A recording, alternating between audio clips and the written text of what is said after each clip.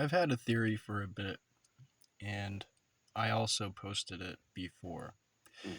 This is on a channel that I cannot access anymore. Who knows if it's even up there anymore? But this is pretty serious. I talked about the big red spot on Jupiter. I tagged Mud Fossil University to that video so that maybe some people will see. Maybe some people will see this one too. But my theory on the shifting orbits, how Mars, there was an old Mars that got moved over and it locked into Jupiter one of these times when this happened. I think it's over billions of years. Our solar system is like something biological, kind of, in a way. So when Mud Fossil University, I don't know his first name, but that dude, he brought up the fact that everything could be biological. And it's like, well, if you apply biological like chemistry to just rocks and crystal formations, it definitely makes sense. But we're gonna go through the motions of how this happens and what we've been doing as human beings, and hopefully you guys might follow, and this will be a good video. I'll show my face just like probably a couple times, but here, quick one. Probably looked like crap, but whatever.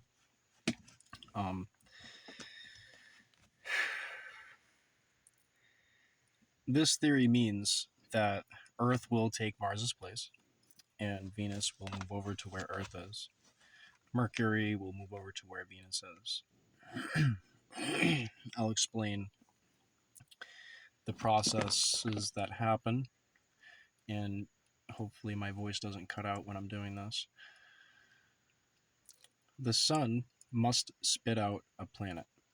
It must spit out some matter, some material of some kind. And this creates Mercury. Little tiny planet. It's tightly compact because it's so close to the sun. When Mercury itself, after it's gone through the cycle and it's ready to change orbit, it changes orbit to where Venus is and it expands. It gets big.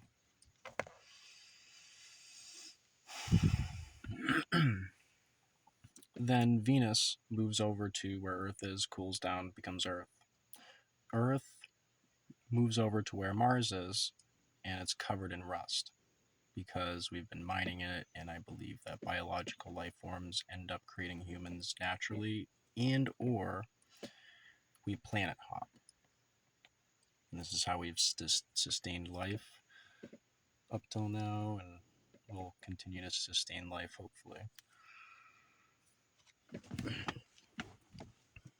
So when this happened one time to Jupiter, it locked in and stuff, and you had all the this basically the skin of the planet just shedding off and sitting there on the atmosphere's surface, and it's like it's gonna go away eventually. It'll just eat it up eventually, but this explains all of the moons that are flying around these gas giants. When this occurrence happens, this only affects the small planets. It does not affect the gas giants. And there's evidence with Pluto. Basically, Pluto is Earth-like, but it's frozen. It's like basically Mars, but without all the rust all over it. And what I think happens when this flinging effect happens, it sheds a lot of that matter. The sooner in this motion, in this flinging effect motion, that that it reaches some sort of a destination. Try to get my face, I guess. I don't know if it's actually getting it because I have low brightness, but I'm a little shy to show my face. But This has taken me a long time to come up with this theory, and I believe that I'm correct. This explains the solar system as it is. Instead of a birthing effect like a supernova, it may be just a steady flow of matter creating a biological mass in the form of a solar system. And so our solar system is predictable. And it may mean that our solar system is even older than we truly think. I've always kind of thought that the universe is pretty much infinite. It's so the notion that everything came from a central point doesn't make any sense to me. Maybe there was some kind of a tunnel, but maybe a tunnel effect from another universe or something. That would be the only thing that made sense that could have created a big bang. And that really is the only way it makes sense. If this is the case, then everything's ever expanding and at a quicker rate than we would even be able to catch up to be able to see that far and to be able to travel that far. So we wouldn't know ever if the universe is infinite. But if you look at everything, it's sort of like a biological mass. So it's almost like there is matter being created somewhere in this open space. And there's like factories of matter creation. That's what I think. With big bangs, I mean, not big bangs. When black holes get really, really dense and they release radiation, it may fluff up the particles and send them back outwards. That may be what's happening in ionization like pattern, like or what's similar to like our magnetic field where it happens automatically. So it's like an automatic effect, and it's going to keep happening. So black holes are almost forever. The black holes could be created by supernova, definitely, but there's a possibility that it happens much less often than things like white dwarfs and neutron stars in general, just like big, powerful stars compacted into tiny um, uh, spheres. So it just kind of makes sense that there's got to be like a reason why Jupiter has its red spot, and there's going to be a reason like why Pluto is where it is. It couldn't have formed out there. Scientists agree. It had to have formed closer. So it could have been just another Earth, which used to be a Venus, used to be Mercury, but will become a Mars. If anything, we need a planet hop to Venus, not Mars. And, well, I think the best way to do that is to use artificial intelligence and automate terraforming vehicles.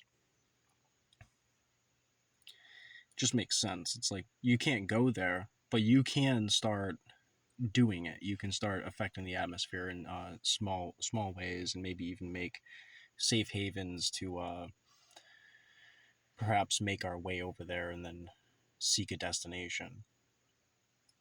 You never know. Like the pyramids could have been created on like a Venus before the Earth moved. Maybe a great flood happened because the Earth moved and something. I don't know.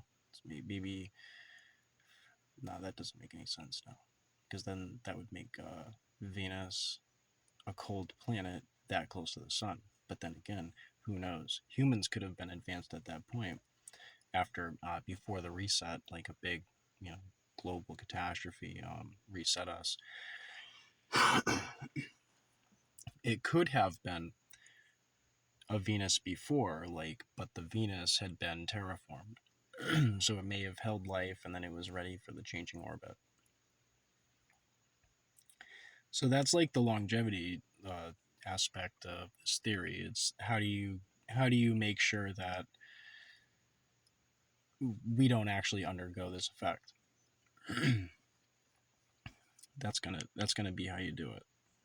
There's really really no other way to go around it. Like don't sit on Mars. Mars is gonna get flung out to where like Pluto is, or become a moon around one of these planets and become like an Iode or a or was it Ganymede? Like there's like extreme planets. So or moons. There's extreme moons.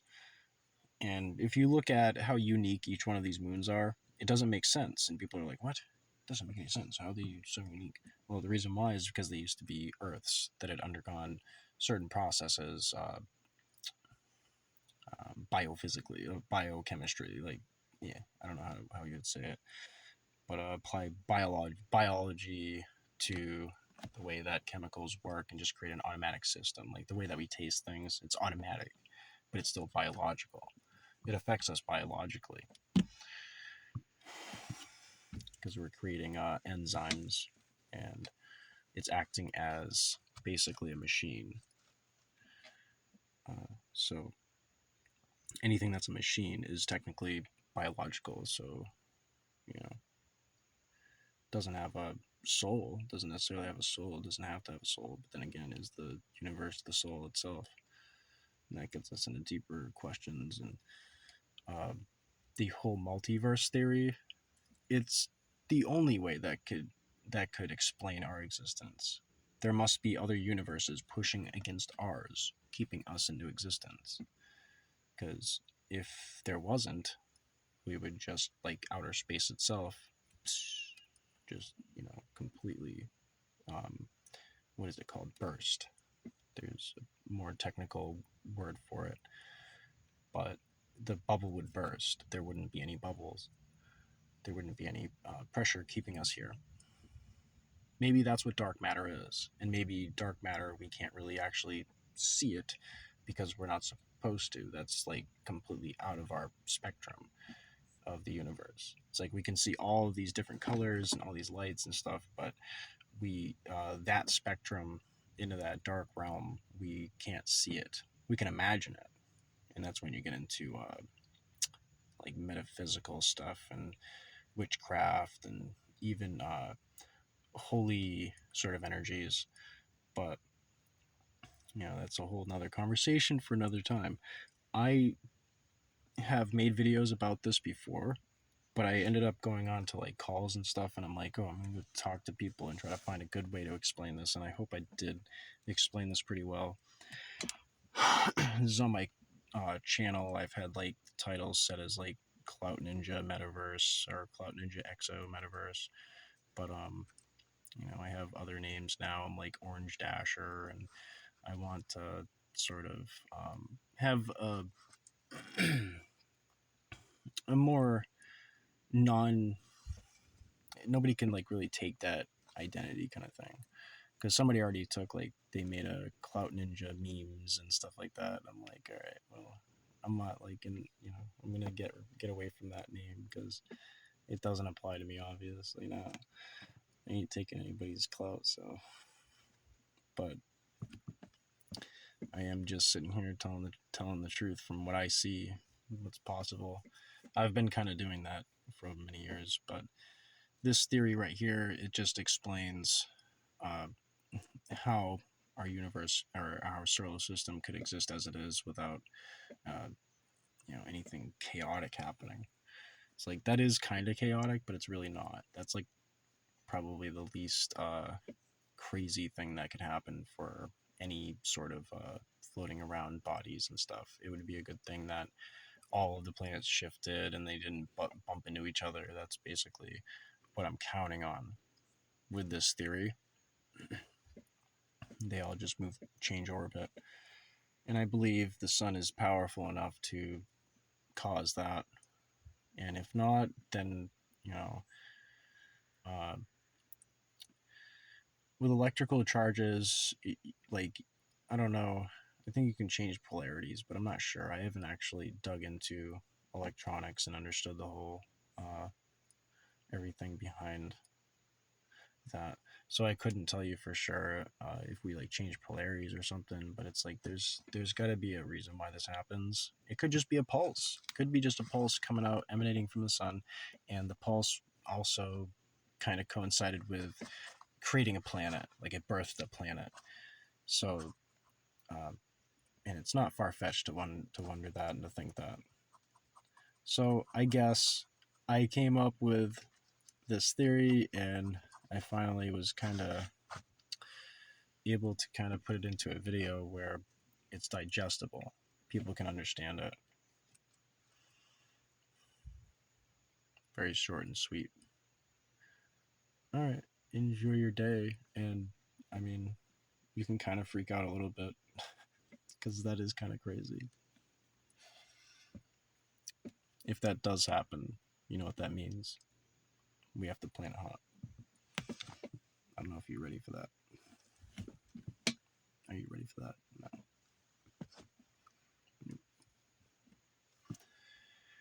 What you'll end up doing is having to use the most advanced technology and just hightail it out of here.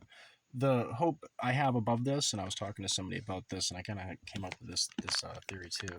Who knows? We could save the UFO technology, anti gravity technology. Hold it for a special day, have enough to get everybody off of Earth and somewhere else. And so when this event happens, we're not using these vehicles already, kind of thing. We just, we man people into them. The Earth moves, and then we man everybody into them, and then we go to Venus, and there's like places set for us to survive, and who knows, like if there is a great global order, I mean a universal order, then that's what would happen. This sounds sci-fi, but it's like you really look into the physics of things, and you look around, and you just kind of like just eyeball things. It just kind of looks that it looks like that's what might happen. And we planet hop. So just a little bit to freak you out on a, what is this, on a Friday morning. Enjoy your day.